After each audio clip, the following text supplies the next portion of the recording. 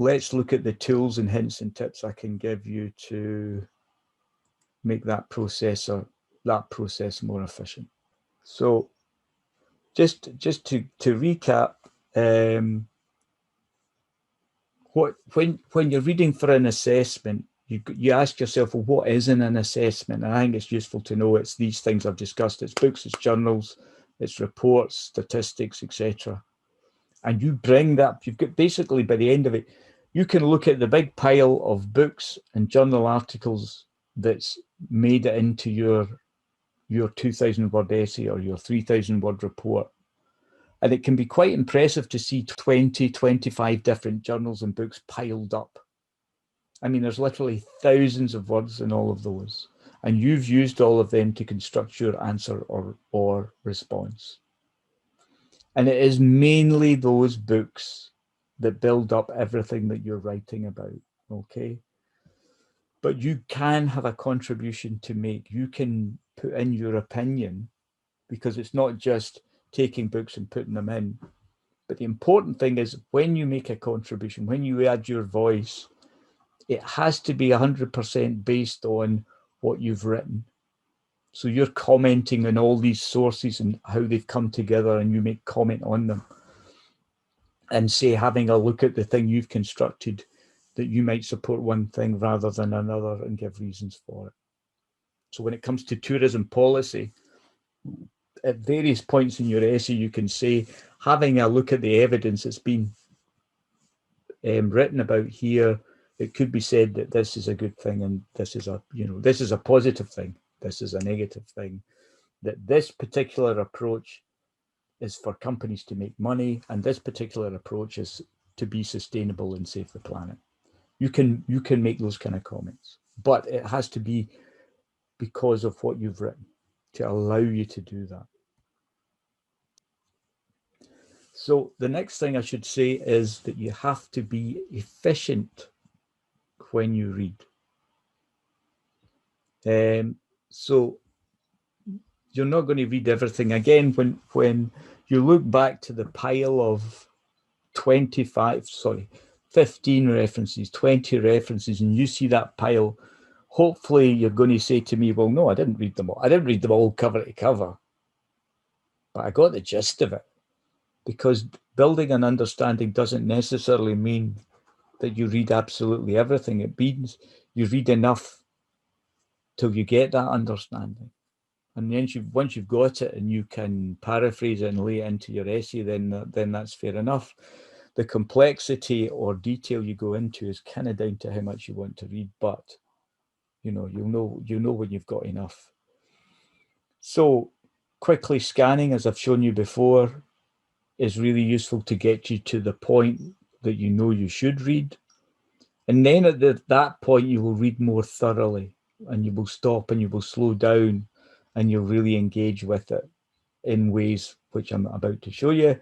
And also you may reread. If you're doing it for an assessment, you may come back and reread something. But all of these things are having a reason why you're reading the text, being able to find what you need to read quickly, reading more thorough, etc. These are all really good. These are all really good ways of doing it. Right. Yeah. If you've ever read something and got to the end of it, and I know this happens. I see students now and again, and I've probably been there myself for different reasons. And you read a text and you're like, and what you don't, what am I supposed to take? What am I supposed to do with that? They've told me to read this, and I've read it, and I'm like, and so the important thing is you have to read with a focus and a purpose. You have to read with an intent. So at the bottom of this slide, there's three kind of common things that you might have a purpose for. You want to get a general understanding of something. You want to read the text just to kind of get that general understanding. So that means at the end of that, you should have produced notes or annotations or whatever and said, right, the thing that this theory or this concept I was reading has three main elements. The main purpose of this concept is to do this, this, and this. The problems with this concept are it doesn't recognize this, but it's very strong at that, etc., etc. You have to come away with something, but when you give yourself that focus, then that will lead you to extract more information from it. You may be looking for a specific point of information, so you're literally looking for a definition or an argument or support reasons why something should happen, in which case then at the end of reading that text you'll have, these are the three weaknesses of this kind of tourism policy, or these are the three strengths of this tourism policy, because that's what you were looking for. You were looking for strengths, and you don't get distracted when you're reading by something that's not relevant. And in that way, focus, picking just what you need and doing it effectively. Or it might be you're looking for information to help you answer a question, like your assessment question. So in my mind, you're reading that with the question in front of you, so that when you're reading through and you've got the question, when you're maybe kind of initially scanning through or your ladder reading, then you'll hit the bit and you say, this is stuff that's going to answer this question. Back in I go. That's a paragraph. Tick that. I'm going back to that. Keep going. So that's the kind of thing you're doing with that. Okay. So these are the things, the types of things that you can do to make your reading more engaged. Notes in the text, I think that's called annotation. So if you have a PDF, if you open up a PDF of a journal article, I've noticed now that you can highlight stuff and you can add comments to that text, and that's what you should do. Sometimes it's best to put all that kind of thing in the text. If it's a printed copy, write in the margins, make notes, highlight stuff in color, underline things, put boxes around things. But what you're trying to do is, well, you're engaging with the text more, okay? And that's really good. There are reasons to do this, or there's benefits from making notes, either in the text or or in a separate notebook or whatever. But there's lots of benefits to do that. The other thing is when you're reading, eventually you'll be getting good at this, and you'll have questions that will come into your head because of the way you're reading it, and you'll say, I wonder if this would work here, or why write about this? Why have they taken this standpoint? Why look at it in this way? Why have they decided to do this? You will also be keeping in mind that you find something that links to another text. So if you've got arguments against something or arguments for something, you'll start to get the books that add something on that side. So you say, oh, here's another one that supports that. That's good. That's me get 3, 4, 5 sources that all kind of say this is a good thing. So I can put that on that side of the discussion. Or it might be, here's another one for the other side of the argument or the discussion or whatever. You can, yes, and again, you can challenge the text because of your other reading, which is good. So when you're reading something, you can say, well, that goes against what I've read. This is a different position, whatever. And in that sense, you're challenging the text. But to be able to do that means you're engaged and you're using the information you have. Or if you're engaged, you'll notice when it signposts you, when you see a signpost to something else. So it'll say, when we look at tourism policy, we tend to think about